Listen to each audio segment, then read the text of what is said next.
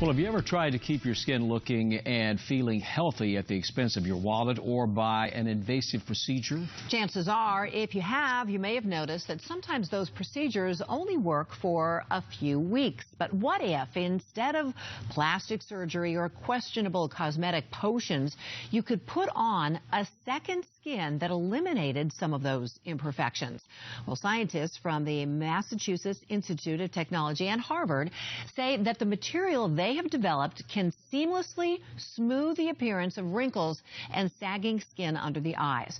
With more on this second skin, we are intrigued by this and joined by Dr. Melanie Palm, a dermatologist. Thank you for being here. Thank you, guys.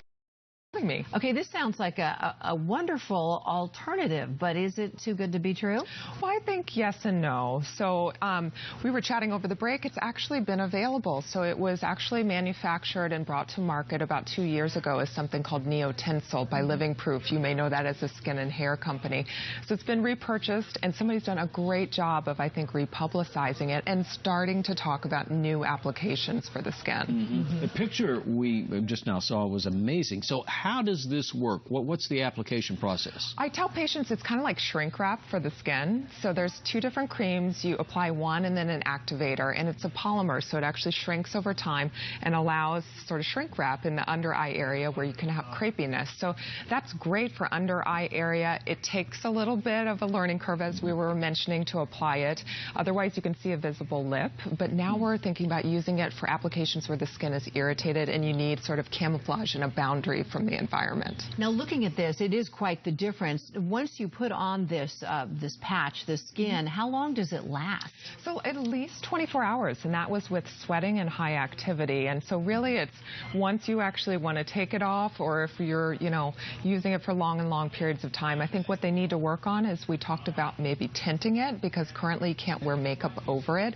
So I'm sure they will work on iterations and improving the technology. Is it available to the public, and if so, how much will it cost, or when will it be available if not? So it's not known. It's not currently available. I think they're, researching applications. It was expensive a couple of years ago. It was about $500 for a 2-month supply if you were using it for the under eye area. You can find it on the internet, I think, still as Neotensil, but of course they're going to be rolling it out, and hopefully the price will lower.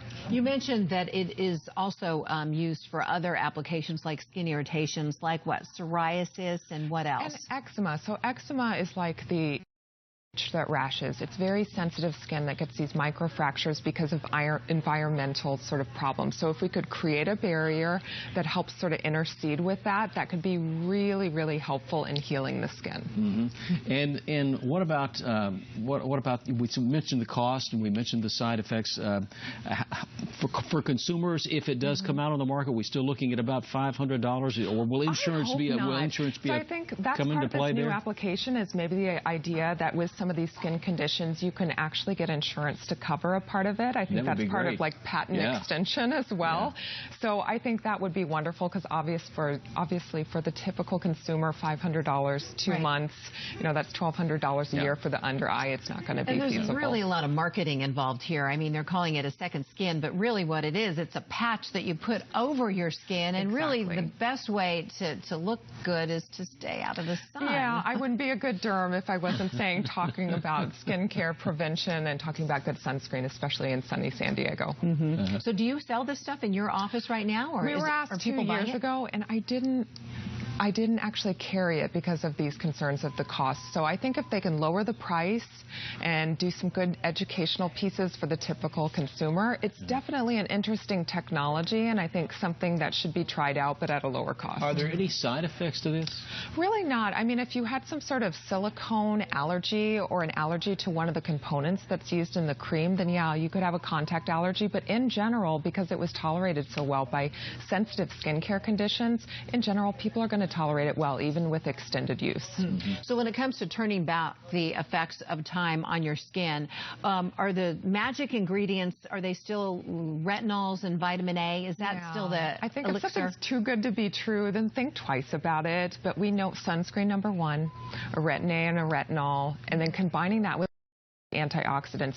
We're learning more and more that visible light rays as well as infrared light rays play a role in our skin aging. So it's not just about the UV spectrum that we talk about all the time and look at SPF on a sunscreen, but there are other components, things like combining anti-inflammatories, combining antioxidants into your skincare to really help prevent skin aging. A lot of great ideas. Yes, and you are a walking billboard for perfect skin, Dr. Palm. Yes.